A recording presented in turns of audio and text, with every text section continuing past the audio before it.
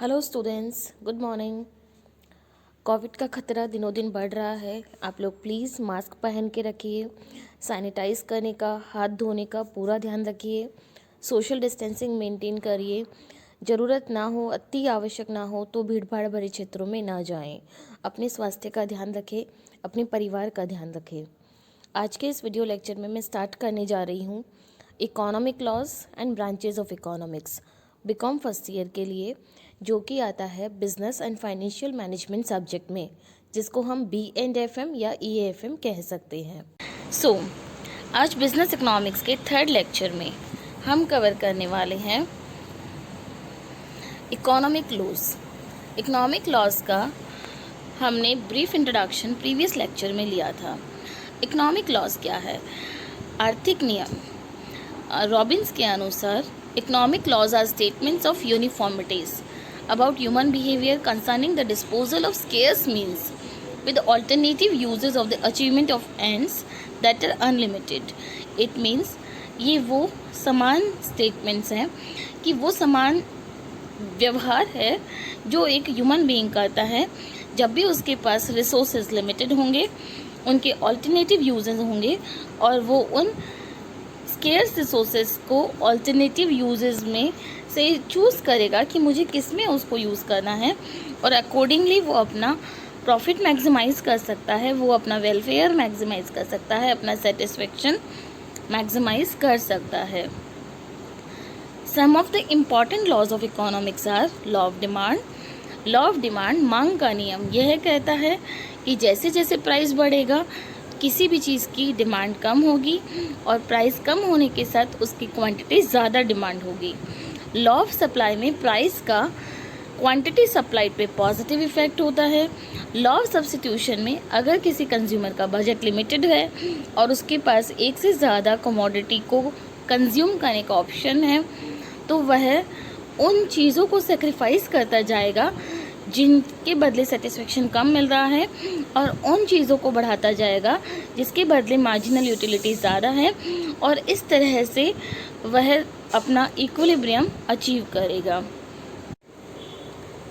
Law of diminishing marginal utility, इसके अनुसार जब आप किसी एक ही वस्तु की समान इकाइयाँ लगातार कंज्यूम करते जाते हैं तो उसकी हर एडिशनल यूनिट से मिलने वाला सेटिस्फेक्शन पहले की तुलना में कम होता जाता है। तो इस प्रकार इकोनॉमिक्स के बहुत सारे लॉज हैं। इन लॉज की कुछ विशेषताएं हैं जो हम नेक्स्ट पढ़ेंगे। What are the nature of economic laws? सबसे पहले economic laws are scientific, like natural और फिजिकल लॉज, क्योंकि हम देखते हैं कि जिस प्रकार साइंटिफिक लॉज में कुछ वेरिएबल्स के बीच कॉज एंड इफेक्ट रिलेशनशिप होता है, सेम इकोनॉमिक लॉज में भी है। लाइक किस तरह से प्राइस का इफेक्ट डिमांड पे आता है, किस तरह से प्राइस का इफेक्ट सप्लाई पे आता है, किस तरह से फैक्टर्स ऑफ प्रोडक्शन के प्राइजेस का इफेक्ट कॉस्ट पे आता है, और किस तरह से कॉस्ट का इफेक्ट सेल्स या रेवेन्यू पे आता है। So economic laws are scientific और like physical laws. Next is economic laws are non precise in nature. Non precise in the sense कि जिस तरह से साइंटिफिक लॉज बहुत प्रिसाइज होते हैं, it means law of gravity ये कहता है कि कोई चीज़ अगर ऊपर से गिरेगी तो वो नीचे ही आएगी। उस तरह की प्रिसाइजनेस इकोनॉमिक लॉज में नहीं होती है। इट मीन्स अगर कभी प्राइस बढ़े तो कभी एज एन एक्सेप्शन हो सकता है कि डिमांड कम होने की बजाय इंक्रीज हो जाए, like Giffen goods, like Veblen effect etcetera. So economic laws are non precise in nature. Next is economic laws are non predictable. Non predictable like law of tide. जिस तरह से लॉ ऑफ टाइड, जिसमें आप एक अंदेशा जरूर लगा सकते हैं कि टाइड कब आने वाला है, लेकिन उसकी एग्जैक्ट उसका फोर्स कितना होगा वो आप पूरी तरह से प्रेडिक्ट नहीं कर सकते हैं। उसी तरह से जो इकोनॉमिक लॉज है वो ह्यूमन बिहेवियर पर डिपेंड करते हैं। ह्यूमन कंडक्ट हम सभी जानते हैं बहुत ही फिकल नेचर का है, बहुत ही फ्लेक्सिबल नेचर का है। एक ह्यूमन बीइंग किसी सिचुएशन में एग्जैक्टली कैसे रिएक्ट करेगा वो हम नहीं बता सकते हैं। So economic laws are inexact and faulty in nature, so that are non-predictable. Next is behaviorist. What is the meaning of behaviorist? जैसे कि देखिए, law of diminishing marginal utility and law of equi marginal utility, law of demand means economic जो subject है वो है ही human behaviour पर dependent. So it is behaviourist in nature, human behaviour पर dependent है। Next is economic laws are indicative in nature. Indicative in the sense कि ये आपको एक डायरेक्शन बताएगा कि प्राइस इंक्रीज होने से डिमांड में किस तरफ चेंजेस होंगे, मीन्स इंक्रीज होगा, डिक्रीज होगा, बट एग्जैक्टली आप उसका क्वांटिटी नहीं बता सकते हैं। एग्जैक्टली आप नहीं बता सकते हैं कि डिमांड कितना चेंज होगा प्राइस में चेंजेस होने की वजह से। So these are simply indicative in nature. वो सिर्फ एक तरह से आपको इशारा दे सकते हैं कि अच्छा ये फोर्सेस में चेंजेस हो रहे हैं तो इसके बदले इन फोर्सेस में ये चेंजेस होंगे। Next is economic laws are hypothetical. Hypothetical का मतलब ये होता है कि जब आप किसी भी लॉ को डिफाइन करते वक्त आप कुछ हाइपोथिकेशंस लेकर चलते हैं, कुछ अजम्पशंस लेकर चलते हैं, कुछ अनुमान बनाकर चलते हैं। जैसे कि आपने कहा other things being constant when price will increase quantity demanded will decrease. It means आपने ये हाइपोथिकेशन लिया है, आपने ये अजम्पशन लिया है कि प्राइस का क्वांटिटी डिमांडेड पे इफेक्ट देखने से पहले आपको बाकी सारे फैक्टर्स को कांस्टेंट अज्यूम करना पड़ेगा। दो प्रैक्टिकल लाइफ में ये सारी चीज़ें कांस्टेंट नहीं होती है because the environment is dynamic, but आपने सिर्फ इस लॉ को डेवलप करने के लिए आपने सिर्फ ये अजम्पशन लिया है। So in this way we can say that economic laws are hypothetical. So this is about economic laws. Economic laws are made about human behavior and economic laws are scientific but these are non precise. आप उनको exactly predict नहीं कर सकते हैं, वो human behaviour पर dependent है। उसके बाद वो इंडिकेटिव हैं, आपको एक डायरेक्शन इशारा बता सकते हैं एंड हाइपोथिकेशंस पे बेस्ड है। Branches of economics. Branches of economics means हम जो इकोनॉमिक सब्जेक्ट है उसको दो शाखाओं में विभाजित करते हैं, माइक्रो इकोनॉमिक्स, मैक्रो इकोनॉमिक्स। व्यष्टि अर्थशास्त्र, समष्टि अर्थशास्त्र। माइक्रो इज व्यष्टि, व्यष्टि इज व्यक्तिगत, इंडिविजुअलिस्टिक। ये माइक्रो शब्द आया कहाँ से? माइक्रो शब्द की उत्पत्ति एक ग्रीक वर्ड माइक्रोस से हुई है। माइक्रोस का अर्थ होता है स्मॉल, सूक्ष्म। तो माइक्रो इकोनॉमिक्स में हम सूक्ष्म इकाइयों का अध्ययन करते हैं। Micro economics is the study of economy at the level of individual. यहाँ पे हम इकोनॉमी की स्टडी इंडिविजुअल, व्यक्तिगत स्तर पर करते हैं। व्यक्तिगत से यहाँ हमारा आशय केवल इंडिविजुअल पर्सन से नहीं है।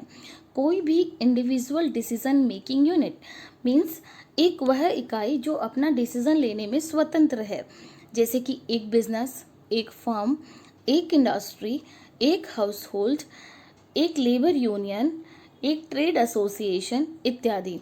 So micro is study eight individual level. देखिए, कंफ्यूज नहीं होना है।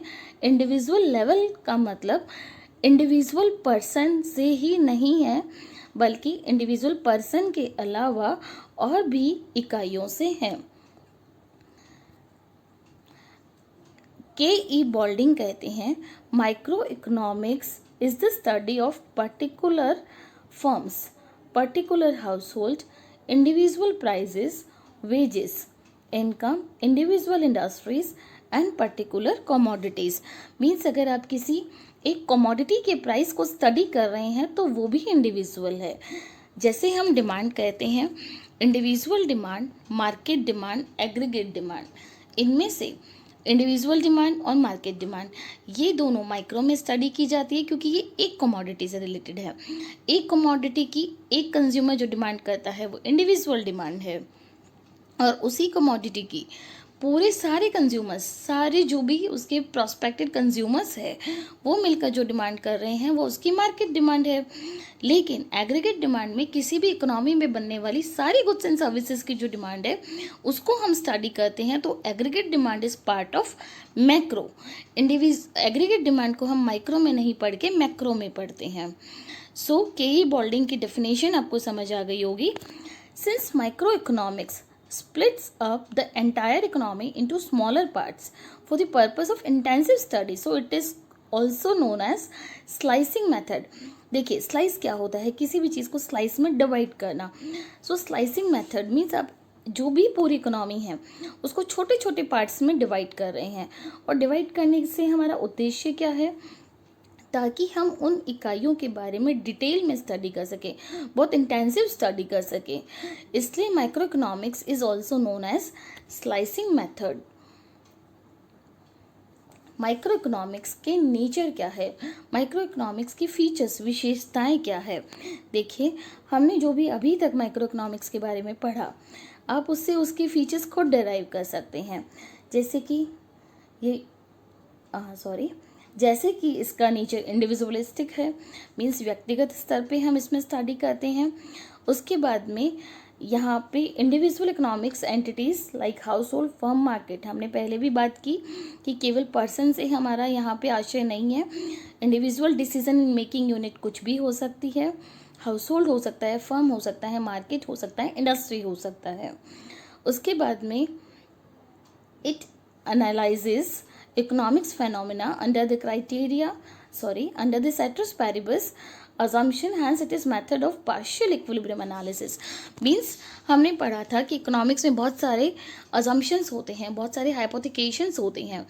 ceteris paribus का मतलब होता है कि कुछ चीज़ें मीन्स अदर वेरिएबल्स कांस्टेंट है। जैसे आप प्राइस को स्टडी कर रहे हैं तो प्राइस के अलावा जितने भी फैक्टर्स है उनको आप कांस्टेंट अज्यूम कर रहे हैं, आप मानते हैं कि बाकी किसी फैक्टर में कोई चेंजेस नहीं हो रहे हैं।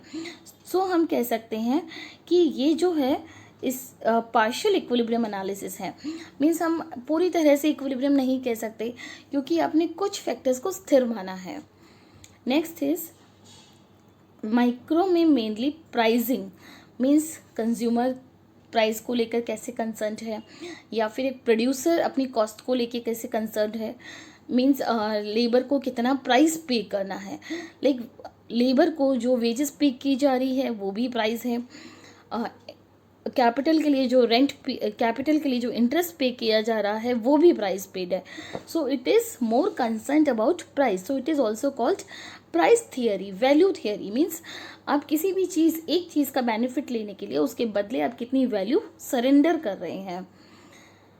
Its objective is to analyze the process by which scarce resources are allocated among alternative uses। ये तो इकोनॉमिक्स की डेफिनेशन में ही शामिल है कि आप scarce resources को बहुत सारे यूजेस में किस तरह से अलोकेट करेंगे।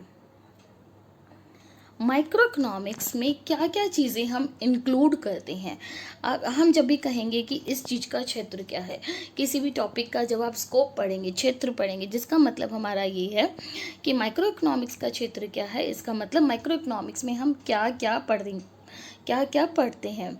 सो माइक्रो इकोनॉमिक्स में demand theory, theory of production,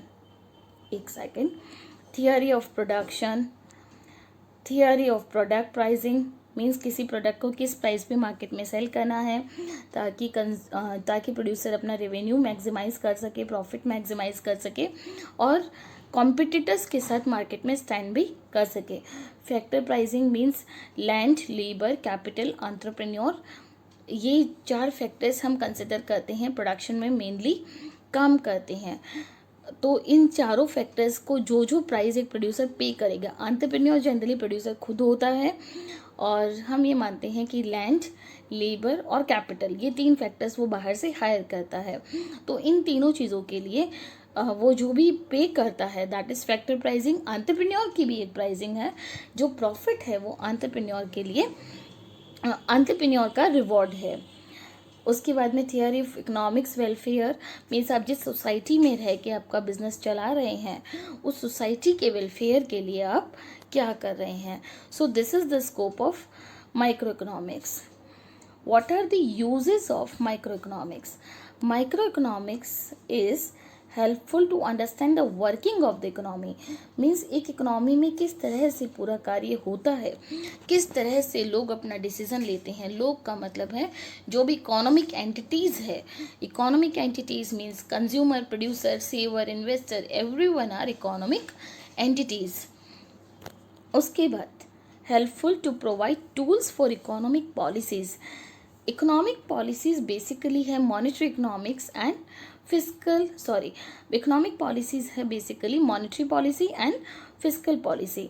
तो monetary policy and fiscal policy जो कि Reserve Bank of India, central government of India और भी जिस तरह के बजट स्टेट गवर्नमेंट बनाती है, उन सारी इकोनॉमिक पॉलिसीज़ को डिसाइड करने के लिए उन्हें माइक्रो लेवल पे स्टडी करना पड़ता है कि माइक्रो लेवल पे कंज्यूमर किस तरह से बिहेव करता है। So it helps in preparing economic policies. Next is it is helpful in formulating sectoral policies. Sector is agriculture sector, industrial sector, service sector. कौन से सेक्टर में सब्सिडी देना है, कौन से सेक्टर में लोन्स की रेट को हाई करना है, कौन से सेक्टर में इजी लोन प्रोवाइड करना है। तो डिफरेंट सेक्टर्स, प्रायोरिटी सेक्टर्स है तो इजी पॉलिसीज़ होगी, और जो स्पेकुलेटिंग सेक्टर्स है, सट्टेबाजी है, उनको डीमोटिवेट करने के लिए उनके लिए जो गवर्नमेंट पॉलिसीज़ बनाएगी वो पॉलिसीज़ थोड़ी सी टफ होगी, रेस्ट्रिक्टेड पॉलिसीज़ होगी। सो माइक्रो इकोनॉमिक्स का स्टडी करने के बाद ही, इंडिविजुअल लेवल पे स्टडी करने के बाद ही गवर्नमेंट इस तरह से सेक्टरल पॉलिसीज़ डिफाइन कर सकती है। It is helpful in efficient allocation of resources. जहाँ भी इकोनॉमिक्स की बात आएगी वहाँ पे रिसोर्सेज के एफिशिएंट अलोकेशन की बात तो आएगी ही आएगी। रिसोर्सेज का वेस्टेज नहीं होना है, जितने रिसोर्सेज है उसका मैक्सिमम यूटिलाइजेशन होना चाहिए। Next is it is helpful in the study of human behaviour. Economics है ही ह्यूमन बिहेवियर की study. It is a social science जो ह्यूमन बिहेवियर को स्टडी करता है। Next is micro economics helps in taking business decisions, कि किस तरह से आप अपने रिसोर्सेज का ऑप्टिमम यूटिलाइजेशन कर सकते हैं। आप मार्केट की डिमांड कैसे एनालिसिस करेंगे, प्रोडक्ट की कॉस्ट क्या आ रही है, वो कॉस्ट जो है आपको कंपटीशन में स्टैंड करने में हेल्प कर रही है नहीं कर रही है। आप अपने प्रोडक्ट की प्राइस क्या रखेंगे। उसके बाद में आपको प्रोडक्शन का क्या लेवल रखना है। मींस प्रोडक्शन बहुत ज़्यादा भी नहीं हो कि स्टॉक बहुत ज़्यादा बच रहे हैं, और प्रोडक्शन कम भी नहीं हो कि अगर मार्केट में डिमांड अचानक बढ़ जाए तो आपको हाथ खड़ा ना करना पड़े। So these are some points which defines कि हम माइक्रो इकोनॉमिक्स का क्या यूज़ है। Next is just second, sorry,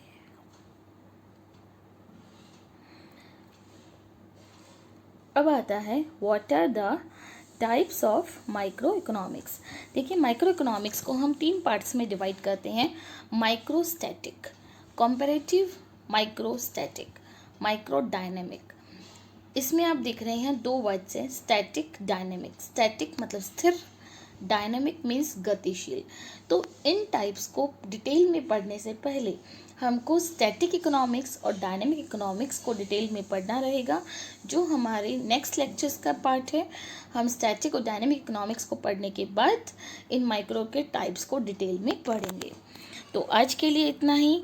आप इस लेक्चर को 1 बार 2 बार ध्यान से देखिए, ध्यान से पढ़िए और अपने डाउट्स को लिख लीजिए और मुझे मेल कर दीजिए। Okay students, bye.